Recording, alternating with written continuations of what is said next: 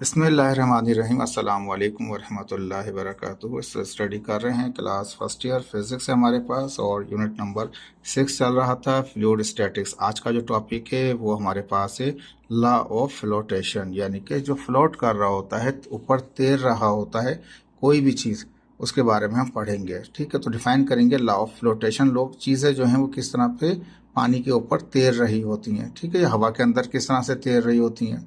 तो कहता है फ्लोटेशन इन लिक्विड। लिक्विड में चेक करेंगे तो लिक्विड हमारे पास पानी है, वाटर है, वाटर से स्टडी करेंगे। लेकिन ये याद रख लीजिए, ये थोड़े स्टडीज़ हैं जो ज़रूरी नहीं कि वाटर पे ही हमेशा स्टडी की जाएगी, यानी कि लिक्विड ऑयल पे भी हो सकती है, हनी पे भी हो सकती है, मिल्क पर भी हो सकती है, और मुख्तलिफ़ किस्म के जो लिक्विड्स हैं, केमिकल्स हैं, उन पे भी हो सकती है।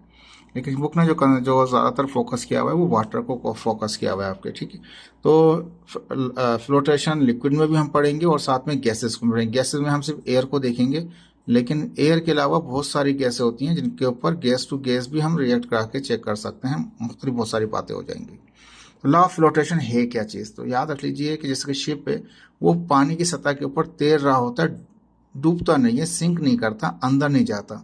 तो उसकी वजह हम पहले ही पढ़ चुके हैं बहुत सारी जगहों पे कि शेप जो होता है वो एक बहुत इंपॉर्टेंट रोल अदा करता है ऑब्जेक्ट का, यानी कि वॉल्यूम। शेप से मुराद उसका वॉल्यूम, और दूसरी चीज़ ऑब्जेक्ट की और फ्लूइड की क्या होती है, डेंसिटी। दो चीज़ें बहुत इंपॉर्टेंट होती हैं, एक उसका शेप यानी कि वॉल्यूम, और दूसरा उसका हमारे पास डेंसिटी, जिसकी वजह से चीज़ें जो हैं वो तैरती रहती हैं, फ्लोट करती रहती हैं पानी के ऊपर या हवा के अंदर या लिक्विड के ऊपर या गैसेस के ऊपर। ठीक है, तो अब ये चीज़ हम पूरे चैप्टर में स्टडी कर चुके हैं। अब इसको थोड़ा सा चेंज तरीके से देखेंगे इसको। आप floating object displace of volume, कोई भी चीज़ जो तैर रही है ऊपर, फ्लोट कर रही है, यानी कि सिंक नहीं हुई, ऊपर है, तो क्या करती है, जितना उसका वजन होता है उसके बराबर का वो पानी को नीचे जो होता है फ्लूइड जो होता है उसको वो डिस्प्लेस करती है, हटाती है उसको, और अपनी जगह बनाती है। जितना उसका वॉल्यूम डिप हो रहा होता है इतना ही वॉल्यूम को वो ऑक्यूपाई कर रही होती है लिक्विड के। तो आप फ्लोटिंग ऑब्जेक्ट डिस्प्लेस, जो फ्लोट करने वाला ऑब्जेक्ट है, शिप नजर आ रहा है, ये डिस्प्लेस करता है, हटा देता है the weight of the fluid, fluid के कुछ वजन को हटा देता है, which is equal to the weight of the floating object, जो ऑब्जेक्ट का वेट है उसी के बराबर का, जितना वेट ऑब्जेक्ट का है इतने ही वो उस फ्लूइड को डिस्प्लेस कर देगा, हटा देगा। In terms of volume study कर रहे हैं हम यहाँ पे, याद रख लीजिए। अब यहाँ पे कहा कि वेट ऑफ द शिप नीचे की तरफ है और एक पानी फ्लूइड जो है वो ऊपर की तरफ एक फोर्स लगा रहा है जिसको बायंट फोर्स कहा जाता है, जो कि बराबर होती है, जो ऊपर की तरफ फोर्स लग रही थी बराबर होती है किसके, wait of the displace water, जो पानी हटेगा उसके बराबर की एक फोर्स लगा रहा है। दोनों आपस में बराबर होते हैं तो ये क्या है, वो फ्लोट करने लग जाता है, ऊपर तैरने लग जाता है हमारे पास।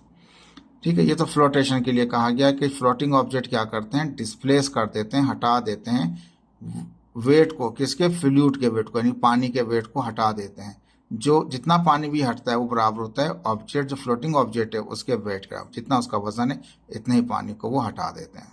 ठीक है जी। अब इसमें यहाँ पे एक एग्जाम्पल और दिखाई हमारे पास।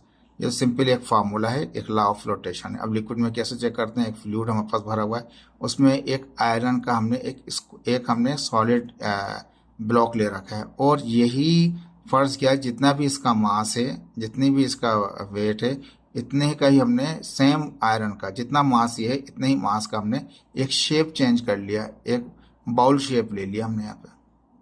फर्ज कर लिया कि अगर ये हमारे पास जो इसका था वो 1 टन था, क्या था, वजन इसका जो था, जो मास था, क्वांटिटी जो थी इसकी कितनी थी, वो 1 टन थी। अगर इसका मास 1 टन था, वेट उसका 1 टन था, वेट को सिर्फ इसलिए कह रहे हैं कि इन टर्म ऑफ वॉल्यूम में कह रहे हैं हम इसको। ठीक है, तो ये जो भी इसका वेट था 1 टन था, इसी मास का हमने, इसी वेट का हमने, यानी 1 टन ही का हमने, ये स्क्वायर में था, ये एक सॉलिड शेप में था, ब्लॉक में था, ये हमने एक बाउल शेप में कर दिया, ये भी 1 टन है, ये भी 1 टन है। अब ये टन जो है ये डूब जाता है, सिंक हो जाता है, ये नहीं डूबता। जब दोनों वजन बराबर हैं, दोनों का मास बराबर है, तो दोनों डूब जाने चाहिए थे। एक चीज़ डूब गई, दूसरी चीज़ नहीं डूबी।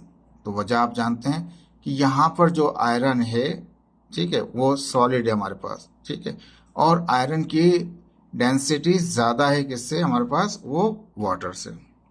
देखें ये मैंने निकाल लिया, आयरन की डेंसिटी कितनी है, 8800 kg हमारे पास पर क्यूबिक मीटर आ जाएगी हमारे पास। ठीक है, देखें यूनिट दिया हुआ है केजी पर क्यूबिक मीटर में, ये केजी पर क्यूबिक मीटर में थी। आयरन की कितनी थी 8800 केजी पर क्यूबिक मीटर, ठीक है। वाटर की कितनी है 1000 केजी पर क्यूबिक मीटर।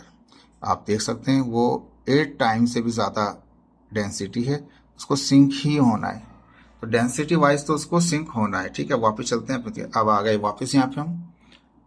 तो क्या है आयरन है, तो उसकी डेंसिटी 8800 केजी पर क्यूबिक मीटर है, वही आयरन है। ये भी एक टन है, वो भी एक टन है, तो उसको डेंसिटी ज़्यादा है पानी की डेंसिटी से, तो इसलिए उसको डूबना ही है। ये तो अंडरस्टूड था। लेकिन शेप अगर हमारे पास सॉलिड, एक हमने शेप ले लिया, एक ब्लॉक शेप ले लिया, सॉलिड के अंदर से खाली नहीं है, अंदर से भरा हुआ है, ठीक है। तो एक शेप ले लिया, पूरा का पूरा लोहे का बना हुआ है वो, और वो क्या करेगा, उसकी डेंसिटी ज़्यादा थी पानी से, इसलिए कभी वो तैर नहीं सकता, वो डूबना ही है। लेकिन इसको बचा लिया एक शेप चेंज करके, इसी चीज़ को बचा लिया हमने डूबने से, शेप चेंज कर लिया। ये भी एक टन है, ये भी एक टन है, लेकिन ये एक टन कैसा कर दिया, बाउल का शेप कर लिया। अब क्या होता है बाउल शेप करने से, अब वो फ्लोट करता रहता है, डूबता नहीं है, क्योंकि ये और इसमें फर्क हो गया। जितना वजन था इतना ही उसने पानी को डिस्प्लेस किया, इसका वजन ज़्यादा था, इसने कम पानी को, वॉल्यूम कम था तो कम पानी को क्या किया इसने, डिस्प्लेस किया। उसका वॉल्यूम ज़्यादा हो गया, उसका वॉल्यूम ज़्यादा, देखें वॉल्यूम थोड़ा, लेंथ विड्थ हाइट तीनों चीज़ें आती हैं। ये तो एक स्क्वायर टाइप नज़र आ रहा है, वो एक बाउल शेप नज़र आ रहा है, तो लेंथ विड्थ हाइट में वो उसका वॉल्यूम ज़्यादा हो गया, इसका वॉल्यूम कम है। तो ज़्यादा वॉल्यूम क्या करेगा, ज़्यादा जगह को डिस्प्लेस करेगा, ठीक है जी। तो इसलिए वॉल्यूम की टर्म के अंदर हम वेट को टन ही काउंट कर रहे होते हैं, लेकिन वो वेट नहीं होता, वो मास ही होता है, क्वांटिटी होती है। तो कंसिडर कर लिया एक आयरन का सॉलिड शेप है, आयरन का सॉलिड शेप है, एंड आयरन बाउल शेप है, आयरन का यही सेम उसका बाउल शेप है। Both have the same weight of 1 ton, ये भी एक टन का है, वो भी एक टन का है। मैंने कहा ना ये भी एक टन का है, वो, लेकिन शेप में फ़र्क है। डेंसिटी ज़्यादा है आयरन की, इसलिए उसको डूबना है, ठीक है। लेकिन अब बच कैसे आता है डूबने से, तो आगे देखते हैं। Iron solid shape will only displace the liquid of 1/8 ton weight of the water. कहता है आयरन का वजन तो था 1 टन का, नीचे की तरफ ये जा रहा है, ये आयरन का वेट है। आयरन का जो वजन था वो कितना था, वो 1 टन था। लेकिन जो 1 टन इसका जो वजन था, वो क्या कर रहा था, उसने पानी को, क्योंकि जगह वॉल्यूम कम था, तो उसने 1/8 टन, सिर्फ 8वां हिस्सा को पानी को डिस्प्लेस किया। तो दोनों बराबर नहीं हुए। वेट वजन जो था वो 1 टन था, और जो पानी हटा और जो बाइंड फोर्स लगी ऊपर की तरफ वो 1/8 थी, दोनों बराबर नहीं है। 8 टाइम वो कम है, ये 8 टाइम ज़्यादा है। नतीजा क्या हो गया, वो सिंक कर गया।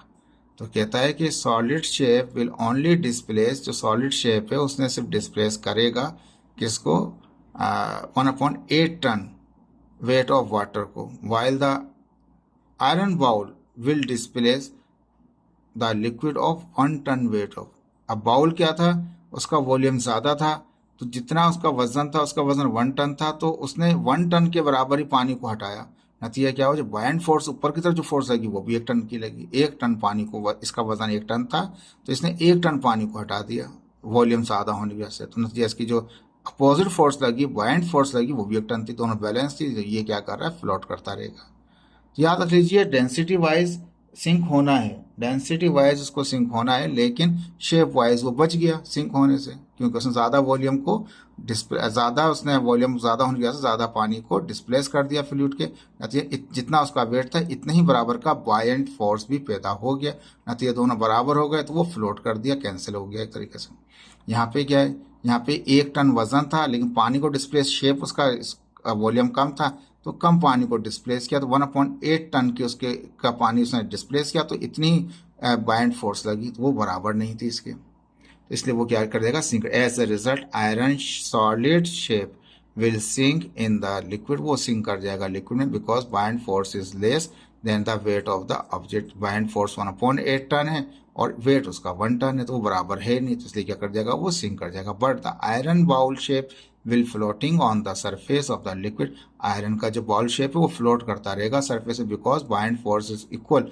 बाइंड फोर्स जो ऊपर की तरफ फोर्स लग रही है वो भी 1 टन है, और बराबर है किसके, वेट ऑफ द ऑब्जेक्ट के। बाइंड फोर्स बराबर है वेट ऑफ द ऑब्जेक्ट के, किसके, बाउल वाले शेप में।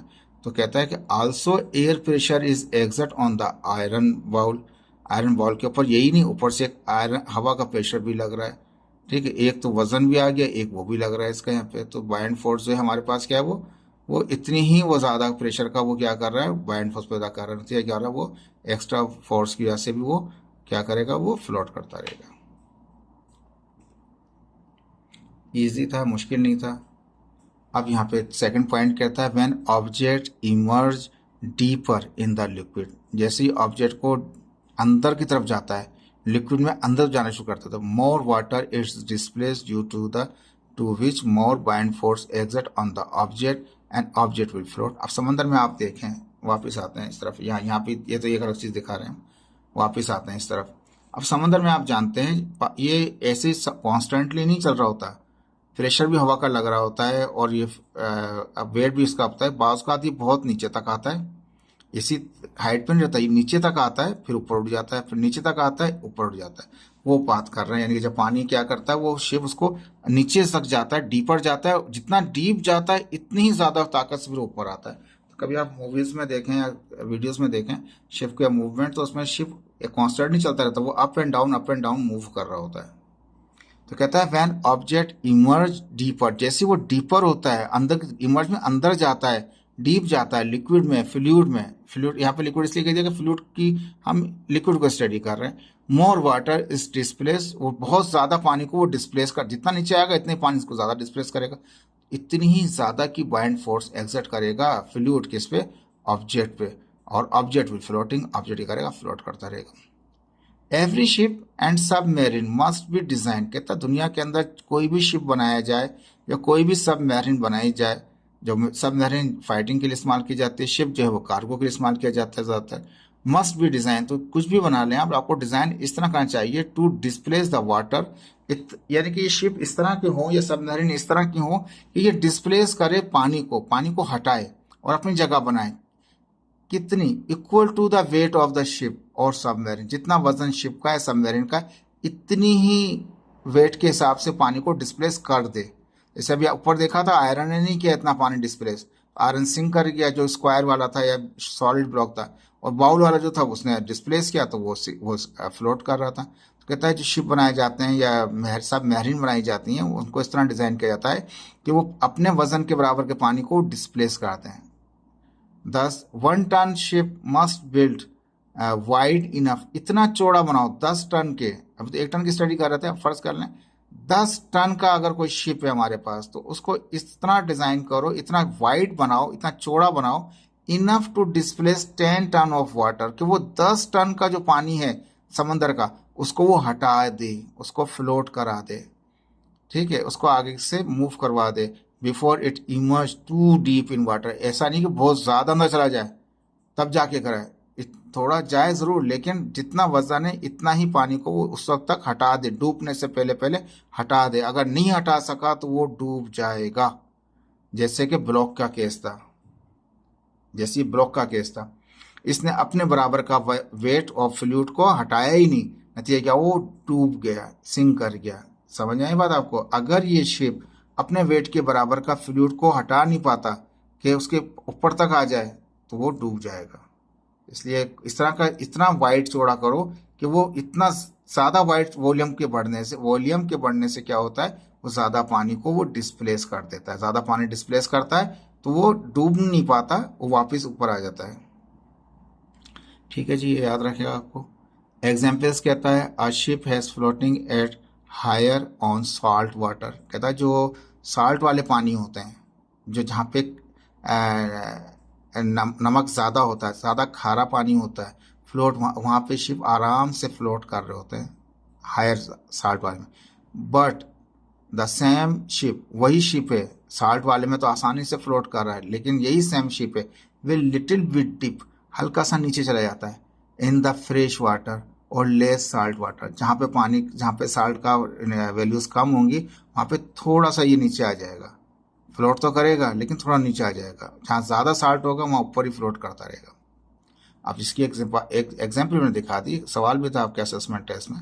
एक एग है, अंडा है, अगर गिलास के अंदर, या प्रैक्टिकल घर में कर सकते हैं, गिलास ले लें, उसमें 1 चमचा डालें नमक का हिला लें इस तरह से, अंडा डालें, देखें अंडा डूब रहा है नहीं डूब रहा, हो सकता है अंडा नहीं डूबेगा, दूसरा चमचा डालें, फिर हिलाएं। एक लिमिट ऐसी आएगी कि अंडा डूबेगा नहीं, अंडा क्या करेगा वो, सॉरी, पहले जब एक चमचा डालेंगे तो क्या होगा, अंडा डूब जाएगा आपका, दूसरा चमचा डालेंगे तो अंडा फिर भी हो सकता है डूब जाए। एक लिमिट ऐसी आएगी जब आप मिलाते जाएंगे नमक को, तो वो अंडा जो है वो डूबेगा नहीं, वो ऊपर फ्लोट करता रहेगा। यानी ज़्यादा साल्टी वाटर होगा तो उसमें ऑब्जेक्ट जो है वो फ्लोट करते हैं, और जहाँ लेस साल्टी वाटर होता है उसमें ऑब्जेक्ट क्या करते हैं, वो डिप कर जाते हैं। तो यहाँ पे कहता है कि जो शिप जो फ्लोट कर रहे होते हैं, जहाँ पे हाई साल्ट वाटर होता है वहाँ पे फ्लोट कर रहे होते हैं, और जहाँ पे लेस साल्ट वाटर होता है या फ्रेश वाटर होता है वहाँ पे हल्का सा वो अंदर डूब जाते हैं, अंदर बिल्कुल नहीं सिंक कर जाते, फ्लोटिंग में थोड़ा सा डिप हो जाते हैं। अब यहाँ पे एक और एग्जाम्पल कहता है a solid chunk of iron. अब देखें आयरन की डेंसिटी तो है ज़्यादा, 8800 kg पर क्यूबिक मीटर है, पानी की डेंसिटी 1000 kg पर मीटर। याद रहेगा, देखें पेपर में आपको ये नहीं मिलेगा, आपको पता होना चाहिए कि इसकी डेंसिटी कितनी है। ठीक है जी। अब लोहे को डूबना है क्योंकि लोहे की डेंसिटी जो है वो ज़्यादा है, उसको डूबना है, लेकिन कहता है कि आर फ्लोटिंग। अब पानी में अगर करेंगे तो वो क्या करना है उसको, वो डूब जाना है। लेकिन अगर मरकरी का ले लें केस क्या होगा, तो मरकरी केस का भी आपको दिखाते हैं एक मिनट। ठीक है, अब हम आ गए मरकरी वाले में। मरकरी की कितनी है, 13,600 kg पर क्यूबिक मीटर है। आयरन की कितनी है, 8,800 क्यूबिक मीटर है। ठीक है, केजी पर क्यूबिक मीटर है। आयरन की कम है डेंसिटी किससे, मरकरी से। नतीजा क्या होगा, आयरन को जब भी क्या कहते हैं आप डालेंगे मरकरी के ऊपर, तो मरकरी के ऊपर क्या करता रहेगा, वो फ्लोट करता रहेगा, अंदर नहीं जाएगा, क्योंकि उसकी डेंसिटी कम है। जिसकी डेंसिटी कम है वो नहीं जाएगा, जिसकी डेंसिटी ज़्यादा है वो चला जाएगा। ठीक है, इसी तरह मरकरी के ऊपर अगर डालें गोल्ड के पीस डालेंगे तो गोल्ड की डेंसिटी ज़्यादा है, तो गोल्ड क्या करेगा, वो फ्लोट नहीं करेगा, वो सिंक कर जाएगा। अगर शेप आपने ज़्यादा बड़ा नहीं किया उसका, तो अगर वॉल्यूम नहीं बढ़ाया, वॉल्यूम सेम रखा, तो वो फ्लोट नहीं करेगा, वो डिप हो जाएगा उसके अंदर। ठीक है, ये मरकरी है। यहाँ आइस देख लें आप, आइस की कितनी है, 920 है। अगर बर्फ़ को डालेंगे मरकरी पे, वो तो पानी पे भी ये करता है, क्योंकि पानी से भी कम है उसकी डेंसिटी, तो पानी पे फ्लोट कर रहा होता है आइस। आइस को अगर मरकरी पे डालेंगे तब भी फ्लोट कर रहा होगा। लीड देख लें, धात है हमारे पास, कितनी है उसकी, 11.34, 11,340 है, और 13,000 है। अगर लीड को भी डालेंगे आप छोटे छोटे पीस करके, तो वो भी क्या करेगा, फ्लोट करता रहेगा इसके ऊपर। देखें ये, अब वापस चलते हैं उस तरफ, तो वापस आ गए हम यहाँ पे। अब सॉलिड चंक था, सॉलिड चंक से क्या मुराद है, ठीक है, छोटे छोटे पीस हैं हमारे पास आयरन के, are floating on mercury, mercury पे फ्लोट करते हैं। तो मरकरी के हमने देखा था वो तकरीबन कितनी आ रही थी हमारे पास, वो 13,000 आ रही थी। आयरन के कितने थे हमारे पास, वो 8,800 थी। तो उसकी डेंसिटी कम है तो उसको फ्लोट ही करना है। But the same chunk of iron will sink in water, पानी में डूब जाता है, because mercury has high density as compare to iron. Density ज़्यादा है मरकरी की, किससे मुकाबले में, आयरन के मुकाबले में। तो इसलिए क्या है कि वो मरकरी के ऊपर तो आयरन फ्लोट कर लेता है, लेकिन उसकी कम है वाटर की। वाटर से यानी कि वाटर से क्या है हमारे पास, डेंसिटी उसकी ज़्यादा है, आयरन की डेंसिटी वाटर से ज़्यादा है, लेकिन मरकरी से कम है, तो वाटर में डिप हो जाता है, मरकरी में क्या करता है, वो फ्लोट कर रहा होता है। ठीक है, ये एक और दिखाया है, ये जॉर्डन के करीब एक इलाका है जहाँ पे साल्ट वाटर बहुत ज़्यादा है, समंदर का पानी है। उसको डेड वाटर भी कहा जाता है, बहरुल मैया भी कहा जाता है उर्दू के अंदर। उसमें क्या होता है कि इंसान कुछ भी नहीं कर रहा है, तैर नहीं रहा है, लेटा हुआ है, वो इतना ज़्यादा साल्टी वाटर है कि वो ऐसा लग रहा है जैसे फ्लोट, वो ऐसा लग रहा है जैसे कि वो लेटा हुआ है किसी बेड पे, हालांकि वो पानी है, वो सिंक नहीं कर पाता। वॉल्यूम का चक्कर नहीं है, डेंसिटी का चक्कर है कि उसकी इतनी ज़्यादा उसके अंदर क्या कहते हैं साल्टी हो जाता है कि पानी ह्यूमन जो है क्या करता है, चीज़ें उसके पास फ्लोट कर रही होती हैं। ये एक एग्जाम्पल थी आपके पास, आप कहते हैं flotation in liquid, sorry gas. अब फ्लोट किस तरह से करता है गैसेस के अंदर, तो ये एक पुराना दिखाया हुआ है। ठीक है, एक देखिए ये एक शिप है जो जिसमें विंग्स नहीं होते। ठीक है, इसमें हवा भरी होती है, गैसेस भरी होती है हमारे पास। डिरिजिबल कहा जाता है इसको, डिरिजिबल एयरशिप कहा जाता है। ठीक है, हवा में उड़ने वाला एक शिप है हमारे पास, डिरिजिबल नाम है, जिसके विंग्स नहीं होते, बहुत बड़ा होता है भाई, यूएफओ टाइप का लगता है लोगों को, ऐसा लगता है कोई खलाई मखलूक है, कोई चीज़ है। एंड और या ह्यूज किस्म के बलून, बहुत बड़े किस्म के बलून ले लें, which has a weight of 100 ton, जिनका वजन कितना हो 100 टन का हो, which displace the air of 100 ton, वो डिस्प्लेस करते हैं कितनी हवा को 100 टन की हवा को, मतलब ये क्या करता है वो हवा में फ्लोट करता रहता है। अब गैसेज आ गई ना, गैसेज में ज़्यादा बात है, ये अंदर भी ये एक ऑब्जेक्ट है जो हवा में क्या कर रहा है, फ्लोट कर रहा है, लेकिन क्या है इसका वजन खुद का कितना वजन है, फर्स्ट करना 100 टन है, टू मच वेट है इसका, ठीक है, और बहुत ज़्यादा इसने कैपेसिटी घेर रखी है। नतीजा क्या हो रहा है, उसी से हवा को भी क्या कर रहा है वो हटा रहा है, कितनी हटा डिस्प्लेस कर रहा है 100 टन की कर रहा है, इसलिए वो फ्लोट कर रहा होता है। If it has displace more air than its weight, अगर जितना वजन इसका इससे ज़्यादा की हवा को वो डिस्प्लेस करता है, then it will rise up, तो ये ऊपर की तरफ जाएगा, फ्लोट करेगा। इफ़ इट हैज़ यानी ऊपर जाना शुरू कर देगा, अगर इसकी वजन से ज़्यादा हवा को वो क्या कर रहा है, डिस्प्लेस कर रहा है, तो ये अप जाएगा। If it has displaces less air than its weight, अगर इसके वजन 100 टन है और हवा जो नीचे है अगर उसको वो डिस्प्लेस नहीं करे 100 टन को, तो ये नीचे आना शुरू कर देगा, डिसेंड करेगा, डिसेंड मतलब नीचे आ जाएगा।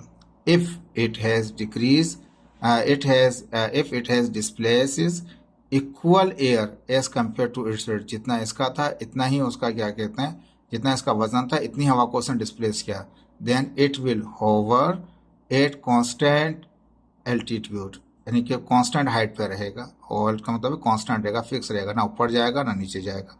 अगर सेम सेम वेट है तो वो उधर ही रहेगा, अगर अगर ये हवा को यानी कि जितना इसका वेट है उसी के बराबर की हवा को ये डिस्प्लेस करेगा बराबर की, तो ये उसी पे रुक करेगा, होवर हो जाएगा, रुक जाएगा इस एक कांस्टेंट हाइट के ऊपर। अगर इसका जो वेट है 100 टन है और हवा को वो 100 टन से कम की हवा को क्या करता है, डिस्प्लेस करता है, तो वो नीचे आ जाएगा।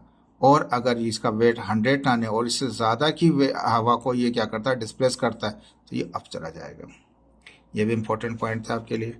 तो more bind force is exert on the object by denser gases as compare to less denser gases of the same volume. कहता है पहली चीज़ तो हमने बात कर ली ऑब्जेक्ट की, उसके साइज़ की, और अब हम बात कर रहे हैं उसके एयर को डिस्प्लेस करने की। अब आखिरी बात में कहता है कि उसके बाद हम चेक करेंगे उनकी डेंसिटियों को।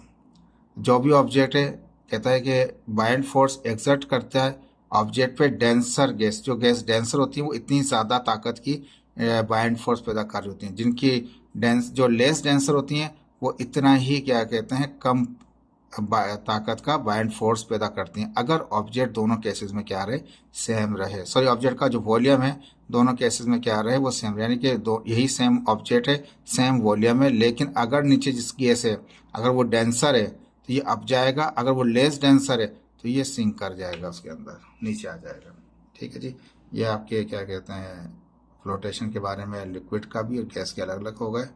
अब इसके बाद आपका आते हैं ये प्रॉब्लम्स आती हैं, यानी वर्क एग्जाम्पल्स आती हैं। कहता है what volume we of a helium is needed if a balloon is lift at a load of 185 kg।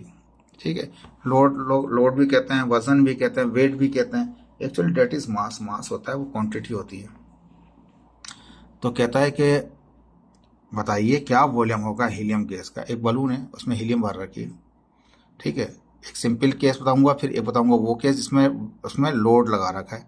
अब उसमें जो कोई लोड बलून के जैसे कि धागे में बांध देते हैं बलून को, हीलियम गैस होती है, हाइड्रोजन गैस होती है, जिसे छोड़ते हैं बलून अब चला जाता है।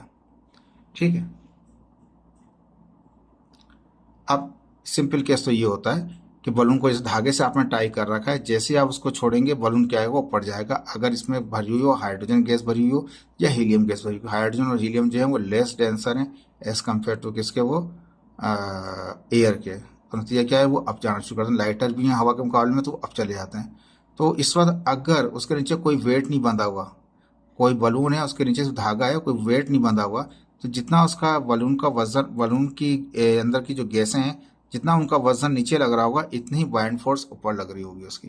ठीक है, सिंपल सी चीज़, दोनों इक्वल ही करके हम आगे चलते हैं। लेकिन अगर हम क्या करें उसी बलून में उसको टाई कर दें किसी वेट के साथ, तो अब बाइंड फोर्स तो पहले भी ऊपर लग रही थी, बाइंड फोर्स तो अब भी ऊपर लगेगी, एफ भी ऊपर लगेगा, ये बाइंड फोर्स है एफ बी, बाइंड का बी और एफ का एफ, फोर्स का एफ। तो पहले ही बाइंड फोर्स ऊपर लग रही थी, अभी ऊपर लग रही, लेकिन पहले क्या था सिर्फ बलून था, नीचे वजन कोई नहीं बंधा हुआ था, कोई पत्थर वगैरह नहीं बांधा, कोई वेट नहीं लगा रखा था। अगर हम वेट लगाते हैं तो हमें क्या करना पड़ेगा, जो गैस, जो बलून के अंदर का गैसों का वो वेट है, उसमें हम ऐड करना पड़ेगा ये वेट भी। ये तो बगैर था ना, सिंगल था, एक ही वेट था यहाँ पे जो बलून के अंदर की गैसेस का था नॉर्मल। लेकिन अगर उसमें कोई टाई कर दें किसी वेट को, तो अंदर गैसेस के अंदर का वेट और इस वेट को दोनों को प्लस करेंगे तो बराबर होगा, इस अपवर्ड फोर्स के बराबर होगा। अगर नीचे कोई वेट हमने नहीं बांधा हुआ तो क्या है, जो अपवर्ड फोर्स है वो बराबर होती है किसके, वो उसके वेट के बराबर होती है। बाइंड फोर्स बराबर होती है किसके, उसके वेट के बराबर होती है। ठीक है। अब बाहर हवा है, हवा की डेंसिटी को रो कहेंगे, और जो डेंसिटी अंदर होगी, जो भी गैस हो, चाहे हाइड्रोजन चाहे हीलियम हो, उसकी डेंसिटी को मैं सिग्मा कह रहा हूँ, आसानी के लिए फर्क रख रहा हूँ। ये वो केस है जिसमें नीचे वेट नहीं है, तो सिंपल बाइंड फोर्स बराबर हो गई वेट के। लेकिन यहाँ पे वो टाई कर दिया किसी वेट के साथ, तो अब बाइंड फोर्स बराबर नहीं होगी इसके वेट के, अब ये भी साथ लगा हुआ है, तो इस गैसेस का वेट और प्लस ये वेट दोनों को जमा करेंगे तो बाइंड फोर्स के बराबर होगा।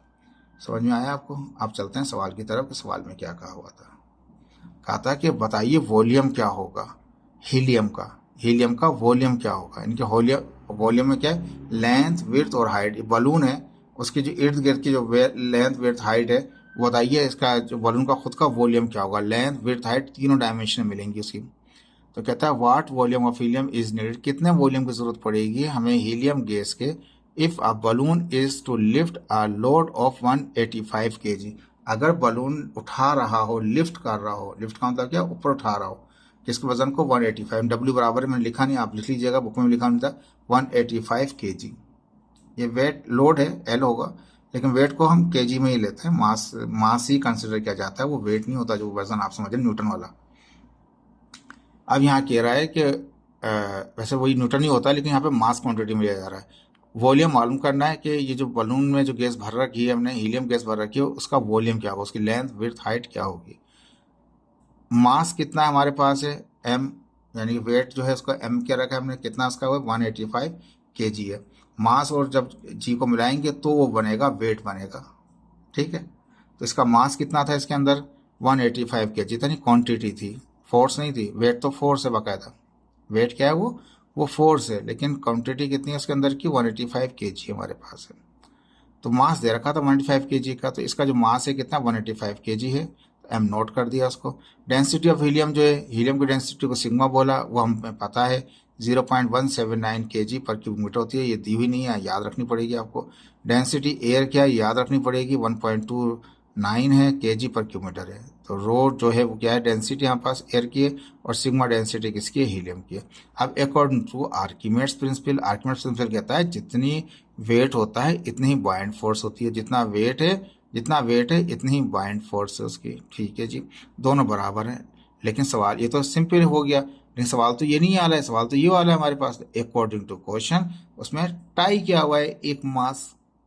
तो क्या होगा, जो अपवर्ड फोर्स होगी वो बराबर होगी weight of helium plus weight of object के। ऑब्जेक्ट का ओ लगा रखा है, तो अब क्या है कि जो बाइंड फोर्स है वो सिंपल ये फार्मूला नहीं लगेगा, अब ये वाला इसमें चेंज जाएगा, क्योंकि उसमें दोनों बराबर होते हैं। लेकिन यहाँ पे वेट का केस नहीं, अगर वेट लगा दिया है आपने तो जो वेट ऑफ हीलियम है उसमें आपको ऐड करना पड़ेगा वेट ऑफ ऑब्जेक्ट, तो हीलियम में प्लस कर दिया वेट ऑफ ऑब्जेक्ट। अब हम जानते हैं जो बाइंड फोर्स होती है, ऊपर तरफ जो फोर्स लग रही होती है वो बराबर होती है उसकी डेंसिटी। अब बाइंड फोर्स कौन लगा रहा है ऊपर, बलून तो नहीं लगा रहा, वो लगा रहा है एयर। कौन लगा रहा है, एयर लगाती है ऊपर की तरफ, फ्लूइड लगाता है। बाइंड फोर्स कौन लगाता है, ऑब्जेक्ट नहीं लगाता, बाइंड फोर्स तो फ्लूइड लगाता है, फ्लूइड है एयर। तो क्या होगा, बाइंड फोर्स बराबर होती है density of air, volume, volume कौन सा, ये वॉल्यूम एयर का वो होता है जो ऑक्यूपाई क्या होता है ऑब्जेक्ट ने, तो वॉल्यूम दोनों में सेम रहेगा, दोनों के बराबर करेगा, तो वो वी होगा। कितनी जगह घेर रखी है उसने हवा की, वो वी है। ग्रेविटी जो है वो जी होती है हमारे पास। इसी तरह वेट ऑफ हीलियम वो क्या होगा, डब्ल्यू ई क्या होगा, डब्ल्यू एच ई क्या होगा, जो अंदर जो हीलियम भरी हुई है गैस उसका वेट क्या होगा, तो वो बराबर होगा, डब्ल्यू बराबर होता है एम जी के, अंदर का मास क्या है वो एम एच ई, और जी ग्रेविटी का है, प्लस ये ऑब्जेक्ट का वेट, ऑब्जेक्ट वेट बराबर है किसके, वो भी एम नॉट जी के बराबर है। वो हीलियम का मास है तो एच एम एच ई कर दिया। ये कौन सा ऑब्जेक्ट का है, तो ऑब्जेक्ट का मास एम नॉट ई कर दिया। ठीक है, दोनों में जी कॉमन है, जी बाहर आ जाएगा। इस जी से मैं जी काट दूंगा तो क्या है, पी वी बराबर जाएगा एम एच ई। और ये जो था ऑब्जेक्ट का मास आपको दिया हुआ था 180 kg था, तो मैंने वहां से उठाया एम नॉट की वैल्यू। एम नॉट की वैल्यू कितनी, 185 था, तो 185 लिख दिया। ठीक है, अब मेरे पास एक इस तरह से केस आ गया जिसमें डेंसिटी तो मुझे पता है वो गिवन है, लेकिन मास ऑफ हीलियम नहीं पता मेरे को। ऑब्जेक्ट का मास तो मिला हुआ था लेकिन हीलियम का मास नहीं मिला हुआ था। अब मैं जानता हूँ, फॉर्मूला लगा दूंगा, हीलियम डेंसिटी ऑफ हीलियम बराबर होगी, डेंसिटी ऑफ हीलियम को हमने रो लिखा हुआ है, यहाँ पे भी दिखा रहा है कि वहाँ भी रो। डेंसिटी का फॉर्मूला है मास अपॉन वॉल्यूम के। अगर डेंसिटी हीलियम की है तो मास भी हीलियम का होगा, वॉल्यूम भी हीलियम का होगा। डेंसिटी ऑफ हीलियम को हम सिग्मा कह रहे हैं, मास ऑफ हीलियम को क्या कर रहे हैं, एम एच ई कह रहे हैं, वॉल्यूम ऑफ उसका क्या कर रहे हैं, उसको वी कह रहे हैं आपको। जितना इसका वॉल्यूम है इतनी जगह को हटाएगा वो, तो वॉल्यूम दोनों में ही सेम रहेगा, एयर के लिए भी और इसके लिए भी। वो वी लिख रखा है हमने, ठीक है। एम ही मालूम करना तो वी यहाँ डिवाइड कर वी जाकर मल्टीप्लाई कर देगा, तो यानी एम एच ई बराबर हो गया सिग्मा वी के बराबर हो गया, वॉल्यूम के बराबर हो गया। यानी एम ई की जगह हम क्या सिग्मा वी रख सकते हैं हम इक्वेशन 1 के अंदर, क्योंकि हमने ये फार्मूला ड्राइव बना लिया, कर लिया इसको। हम जानते हैं डेंसिटी मास अपन वॉल्यूम के, मास अगर डेंसिटी हीलियम की है तो मास भी हीलियम का होगा, वॉल्यूम भी हीलियम का होगा। तो वॉल्यूम जो वही होगा जो हवा को डिस्प्लेस करेगा, दोनों केसेस के अंदर सेम ही रहेगा, वी रहेगा उसका। वी डिवाइड था, मल्टीप्लाई किया तो एम ई की जगह क्या आ जाए, एम एच ई की जगह क्या आ जाएगा, हमारे पास सिग्मा भी आ जाएगा। ठीक है जी। अब यहाँ पे क्या किया था हमने, क्वेश्चन जो 1 बना रखी थी वो हमें पता था, उसमें P V M H E plus 185 आ गया था, जिसमें हमने बताया था पहले ये जो फोर्स लग रही है उसमें ये वेट भी प्लस होगा और ये वेट भी प्लस होगा, और ड्राइव करके हमने इक्वेशन निकाल ली थी। हमने दूसरे स्टेप में क्या किया कि हमें एम एच ई नहीं पता, हीलियम का मास पता ही नहीं है कि हीलियम का मास कितना, ऑब्जेक्ट का मास नहीं पता, तो हम रख दिया 185, ये तो पता ही नहीं हमारे को। उसके लिए हमने उसका फॉर्मूला मास अपॉन वॉल्यूम का। ठीक है, तो वो मास अपॉन वॉल्यूम में से हमने मास हीलियम निकाल लिया, वो सिग्मा वी के बराबर है। कि इसका मतलब यहाँ पे जो इक्वेशन 1 में एम एच ई जो है इसकी वैल्यू यहाँ पुट कर दूँ, एम एच ई की जगह हीलियम, मास ऑफ हीलियम की जगह मास ऑफ हीलियम की वैल्यू पुट कर देते हैं। मैंने यहाँ पे इक्वेशन 1 में क्या कर दिया, पुट कर दी वैल्यू यहाँ पर। ठीक है, तो पी वी अपनी जगह पे, वो मास ऑफ हीलियम के यहाँ पास हो गया, और सिग्मा वी आ गया मेरे पास यहाँ पे, प्लस 185 था तो 185 फिर आपका। अब देखिए इसको सॉल्व करेंगे थोड़ा सा।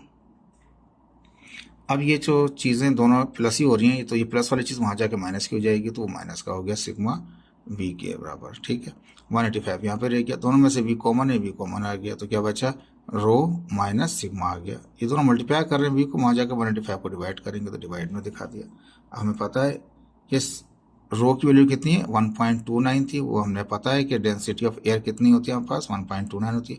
डेंसिटी ऑफ हीलियम कितनी होती है, 0.179 है, बुक ने नहीं दी थी हमारे पास, याद रखनी पड़ेगी हमें सवाल के लिए। दोनों को माइनस करें, लेकिन उसके बाद सबसे पहले क्या करेंगे, इसको डिवाइड, इनको माइनस करके जो भी आंसर आए, लेकिन इसको जो हमारे पास 185 था उसको इसके सॉल्व करेंगे डिवाइड से, लेकिन कुछ माइनस करने के बाद जो भी जवाब आएगा वो लिखेंगे, और आखिर में 185 को इसके आंसर से डिवाइड करेंगे तो 166.5 क्यूबिक मीटर हो जाएगा, वॉल्यूम आ गया। ये वही वॉल्यूम है जो हीलियम का भी है, और ये वही वॉल्यूम है जो उसने हीलियम ने बलून ने हटाया है एयर को। और हम पहले लेक्चर्स पढ़ा चुके हैं आपको, उसमें बता चुके हैं ऑब्जेक्ट का वॉल्यूम वही बराबर होता है फ्लूइड के डिस्प्लेस वॉल्यूम के बराबर होता है। ठीक है, दोनों के वॉल्यूम बराबर होते हैं। अब एक और एग्जाम्पल दे रखिए, एक सॉलिड हमारे पास है, स्क्वायर पाइन वुड राफ्ट है हमारे पास, एक तख्ता है हमारे पास, किसका हमारे पास है, वो स्क्वायर में है, सॉलिड है, अंदर से खाली नहीं है, बिल्कुल सॉलिड है, पाइन ट्री का बना हुआ है हमारे पास, स्क्वायर शेप है, जितनी लेंथ है इतनी विड्थ है, इतनी ही उसकी हाइट हो जाएगी हमारे पास। ठीक है, तो अब यहाँ पे क्या आता है कि एक स्क्वायर में यानी कि जितनी लेंथ है इतनी ही विड्थ है, वॉल्यूम की बात नहीं है, वॉल्यूम में तीनों चीज़ें होंगी, लेकिन यहाँ पे बात कर रहा है स्क्वायर की, तो इसका जितनी लेंथ है, स्क्वायर में 2 डायमेंशन होती हैं, लेंथ इंटू विड्थ होती हैं सिर्फ।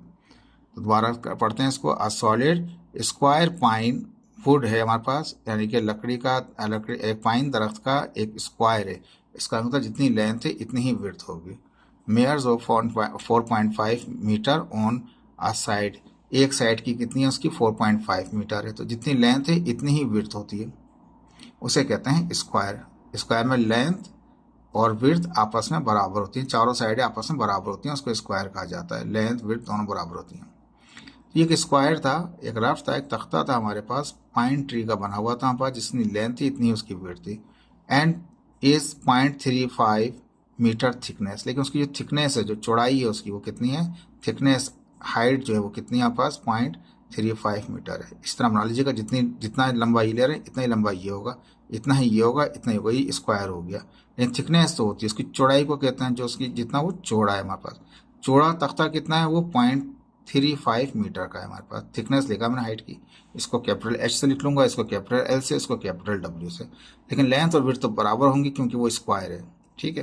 लेकिन हाइट जो है वो थिकनेस में चली जाएगी इसकी। तो लेंथ ऑफ द पाइन और विड्थ ऑफ द पाइन, जितनी लेंथ है इतनी विड्थ है, वो कितनी 4.5 है, क्योंकि वो स्क्वायर लिखा हुआ है। उसने क्या लिखा हुआ है, रेक्टेंगल ही लिखा हुआ है, उसने स्क्वायर लिख रखा है, तो स्क्वायर में दोनों लेंथ और विड्थ बराबर होती हैं।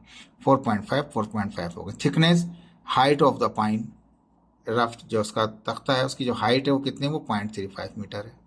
अब बुक ने कुछ भी नहीं दे रखा, हमने फ़ौरन ले लिया डेंसिटी ऑफ पाइन कितना है, सिग्मा। दरख्त जो है ये रफ जो है इसका जो है कितना डेंसिटी क्या है, सिग्मा है, 550 kg पर किलोमीटर। अब पानी में फ्लोट करा रहे हैं इसको, तो पानी की कितनी हो जाएगी, वो रो हो जाएगा 1000 kg पर क्यूबिक मीटर। अब देखें आगे बताता है, determine whether the raft float in water, यानी कि मालूम कीजिए कि पानी में ये तैर सकेगा या नहीं तैर सकेगा। सेकंड चीज़ कहता है यहाँ पे कि if so how much the raft is beneath the surface the distance H, कितना वो डिस्टेंस पानी के अंदर वो फ्लोट करेगा। अब देखिए मैंने पहले ही लिख दिया कि पाइन ट्री की कितनी डेंसिटी है, 550 है, और वाटर की कितनी है, वो 1000 है। तो जाहिर बात है वो उसकी डेंसिटी कम है इसके मुकाबले में, तो उसको तो फ्लोट ही करना है, ठीक है। अब इसको चेक करने का तरीका ऐसा नहीं कि डेंसिटी चेक कर लेंगे, उसको बाकायदा फार्मूले से चेक किया जाएगा इसको। अब सेकंड पार्ट में, फर्स्ट पार्ट में कहता है कि raft float means bind force कहाँ होगी, ऊपर की तरफ लग रही होगी, बराबर होता है, या अगर वो बराबर है वेट के तो वो फ्लोट कर रहा होगा, या ज़्यादा हो जाए वेट से, यानी कि जो उसका वजन है उससे ज़्यादा की बाइंड फोर्स हो जाएगी, या बराबर की हो जाए तो उसका मतलब वो फ्लोट कर रहा है। कम हो जाएगी तो वो क्या होगा, वो सिंक कर जाएगा। सेकंड पार्ट में कहता है कि how much the raft is beneath, कितना वो डूबेगा, the surface the distance H. अब उसके लिए खुद ही एच बोल दिया, उसने कहा कि राफ्ट बीनीथ विद डिस्टेंस, कितना वो हल्का नीचे जाके वो उसमें डूबेगा, एच बताइए उसका क्या है। देखिए यहाँ फिगर बना दी हमने, यहाँ पे जितनी लेंथ थी इतनी ही विड्थ थी उसकी, 4.5 पे 4.5 इसकी थिकनेस अलग है, वो 0.35 है। अब इसको पानी के ऊपर तैर रहा है ये, समझे ना। समझाने के लिए और बनाऊंगा तो मुश्किल हो जाता है आपको, तो ये खड़ा करके दिखा दिया मैंने आपको ये। अब ये इसका एरिया है, ठीक है, जो ये जो यहाँ का एरिया जो डूबा है इसके अंदर पूरा ये है, और ये इतना इस साइड का डूब गया, तो उसको एच को एच मालूम करना है सेकेंड पार्ट में। अब अकॉर्डिंग टू फिगर वन में हम जो ऊपर सॉरी अकॉर्डिंग टू क्वेश्चन, जो क्वेश्चन के अंदर हम पास है, और यहाँ पे जो हम दिखाया जा रहा है डेटा कि ये, और पार्ट वन में जो कह रहा है कि ये जो है अनफ्लोट करेगा या सिंक कर जाएगा, पता कैसे चलेगा, उसके तरीका ये कि जितना इसका वेट है इतनी ही अगर बाइंड फोर्स है तो वो फ्लोट करेगा, या ये कि जितना इसका वजन है उससे ज़्यादा की बाइंड फोर्स है तो वो क्या करेगा, तब भी फ्लोट करेगा। दोनों केसेस के अंदर कम नहीं होना चाहिए, बाइंड फोर्स का कम होना उसके वेट से वो सिंक करा देगा अकॉर्डिंग टू क्वेश्चन। अब बाइंड फोर्स होती है एफ बी बराबर होता है किसके, रो वॉल्यूम एंड जी के, ये मैं पुराने लेक्चर में डिफाइन कर चुका हूँ आप लोगों को। डेंसिटी ऑब्जेक्ट की, सॉरी डेंसिटी किसकी, फ्लूइड की, क्योंकि बाइंड फोर्स है ना, बाइंड फोर्स कौन लगाता है, ऑब्जेक्ट ही लगाता है, बाइंड फोर्स कौन लगाता है, वो फ्लूइड लगाता है। तो पानी की डेंसिटी जिसको पी के रो कहेंगे हम, और वो वॉल्यूम, जिस वॉल्यूम को, ये पूरा वॉल्यूम नहीं, वो वॉल्यूम जो ऑब्जेक्ट ने ऑक्यूपाई किया हुआ है, तो वॉल्यूम ऑब्जेक्ट का भी वही रहता है और वो फ्लूइड का भी वही रहता है, वो वी हमारे पास है। ग्रेविटी जी हमारे पास है। अब हम जानते हैं कि रो कितना है, पानी की डेंसिटी कितनी होती है, वो 1000 होती है, कि फ्लूइड लगा रहा है, फ्लूइड जो फोर्स लगाता है उसको बाइंड फोर्स कहा जाता है, एफ पी कहा जाता है। तो फ्लूइड की जो डेंसिटी है, यानी कि वाटर की जो डेंसिटी है वो 1000 है। लेंथ और वॉल्यूम में होती हैं तीन स्क्वायर में दो होती हैं, लेंथ विड्थ, लेकिन वॉल्यूम में कितनी होती हैं, तीन होती हैं, लेंथ विड्थ और हाइट। वॉल्यूम रहा होता है लेंथ विड्थ एंड हाइट के, लेंथ कितनी है 4.5 है, तो विड्थ भी 4.5 है, लेकिन हाइट उसकी बराबर नहीं है, हाइट उसकी क्या है, वो 0.35 मीटर है, हाइट थिकनेस थी, ठीक है। वो भी एक हाइट है, ये भी एक हाइट है, लेकिन वो हाइट इस्तेमाल कर रहे हैं हम उसकी ऑब्जेक्ट के हिसाब से। वॉल्यूम जी 9.8 है, सबको मल्टीप्लाई कर लें 69,457 फोर्स न्यूटन आ गया। ये तो हमने निकाल लिया कौन सा है, जो फ्लूइड ने इस पर फोर्स लगा रहा है। अब इसका भी तो वेट होगा, जो इसका वेट होगा ऑब्जेक्ट का, वो बराबर होगा सिग्मा वी जी के। देखिए ये फार्मूला डायरेक्ट मैं लगा रहा हूँ इसलिए कि मैं पहले लेक्चर में डिफाइन कर चुका हूँ, और वहाँ पे आप प्रीवियस लेक्चर्स देख सकते हैं कि किस तरह से फार्मूले ड्राइव हुए थे। W बराबर है सिग्मा वी जी के। सिग्मा कितना वो उसका तो वो हम जानते हैं 550 था उसका। वॉल्यूम क्या है, लेंथ विड्थ और हाइट, दोनों का वॉल्यूम सेम रहता है। मैंने कहा वही वॉल्यूम इसका अंदर डूबा हुआ होता है, तो दोनों का वॉल्यूम सेम रहेगा, दोनों की इसी ऑब्जेक्ट की इसी के ऊपर स्टडी हो रही है। तो लेंथ विड्थ हाइट जी 9.8, 550, लेंथ कितना 4.5, विड्थ भी इतनी थी, स्क्वायर था, हाइट थिकनेस थी उसकी तो 0.35 आ गया जी 9 पर। सब मल्टीप्लाई करें 38,200.6 है, वो 38 है, वो 69 है, वो तकरीबन तकरीबन पहुंच रहा है डबल के करीब। तो हैंस हमने ये कहा कि जो बाइंड फोर्स थी एफ बी थी वो ग्रेटर है किससे, वेट से। Now raft floating on the surface of the water, अब वो ज़्यादा है तो इसलिए क्या करेगा, वो फ्लोट करता रहेगा, ऊपर की तरफ रहेगा। सेकंड पार्ट में कहा था कि बताइए कितना हिस्सा उसका वो डूबेगा, कितना हाइट वो डूबेगा, इसके अंदर सिंक होगा, यानी कि सिंक नहीं कहें डीप कहते हैं, कितना डीप होगा, तो वो एच मालूम करना है हमारे को। अब हमने यहाँ पे फॉर्मूला लगाया अकॉर्डिंग टू क्वेश्चन, जितना बाइंड फोर्स होती है इतना ही वेट होता है। अभी थोड़ी देर पहले जो प्रॉब्लम कराया था उसमें अलग से एक्स्ट्रा वेट था, तो इसलिए उसको ऐड करना पड़ा था, लेकिन एक्चुअली आर्कीमेड्स के मुताबिक जितनी बाइंड फोर्स होती है इतना ही वो क्या कहते हैं वेट होता है जो वो फ्लूट कर रहा था। अब इसका वेट जो है वो इतना है, बाइंड फोर्स जो है वो हमने रख दिया रो वी जी। मैं इस तरह कर रहा हूँ, बाइंड फोर्स अभी इस वक्त आपके पास दोनों ही हैं, आपके पास बाइंड फोर्स भी है और वेट भी है। मैं वेट को यूज़ करके इस्तेमाल कर रहा हूँ, आप बाइंड फोर्स की डेटा इस्तेमाल करके भी कर सकते, दोनों तरीके से कर सकते हैं, आंसर सेम ही आएगा। तो वेट तो हमारे पास था 38,201.6, ये तो हमने यहाँ से ले लिया, ठीक है, ये ज़रा ठीक है। बाइंड फोर्स बराबर होती है डेंसिटी वॉल्यूम जी के, वेट बराबर होता है किसके, सिग्मा वी जी के बराबर था। तो मैंने वेट यहाँ रख लिया, इसकी कैलकुलेशन चला ली, तो क्या हो गया, बाइंड फोर्स बराबर होता है रो वॉल्यूम जी के बराबर। हमें कहता है कि जो बाइंड फोर्स होती है वो फ्लूइड की होती है, हमें पता है। तो फ्लूइड में जो डेंसिटी होती है वो रो जो होती है वो पानी है हमारे पास, उसकी पानी कितनी 1000 है, वॉल्यूम कितना है, लेंथ विड्थ हाइट। पहले वाले मैंने कैपिटल एच लगा रखा था, वो क्या था, वो थिकनेस में लगा रखा था। अब मुझे ये एच मालूम करना है डीप वाला, तो इसलिए मैं छोटा एच लगाया। देखें फ़र्क पैदा किया है उसके अंदर, जी वही 9.8 है। ये डेटा में से आपको निकाल लिया था ऊपर से 38,201, ठीक है जी। अब लेंथ जितनी इतनी विड्थ है 4.5, हाइट आपको मालूम करनी है, वो हाइट जो उसमें डीप होगी, ठीक है। तो बाकी जो डेटा है वो सब मल्टीप्लाई कर रहा है, तो वहाँ जाके राइट साइड वाले को 38,201 को जाकर डिवाइड कर देगा। मैंने एच को वहाँ छोड़ दिया, बाकी 9.8 आ गया, 4.5 दो थे, दोनों आ गए, लेंथ विड्थ 1000 आ गया। ऊपर रकम को नीचे रकम से डिवाइड करें तो 0.19 मीटर आ जाएगा, हाइट आ जाएगी। इतनी हाइट उसने क्या कर रखी थी, वो डूब गई। कितनी हाइट थी, 0.35 थी उसकी हाइट। देखे ना सवाल में दिया हुआ था कितनी थी उसकी हाइट, उसकी सॉरी हाइट थिकनेस होती 0.35 थी। 0.35 में से कितना आंसर आया आपका, वो आया 0.19 आया, तो यानी कि 38 में से आधा हो गया, यानी कि जितनी चौड़ाई थी उसकी, जितनी थिकनेस थी, उस थिकनेस का आधा हिस्सा उसका डिप हो गया किसके अंदर, उस पानी के अंदर। देखें ये मुश्किल नहीं है, ये आसान है, इसको समझने की कोशिश कीजिएगा, दोबारा रिपीट करके देख लीजिएगा। थैंक यू सो मच, अल्लाह हाफिज़।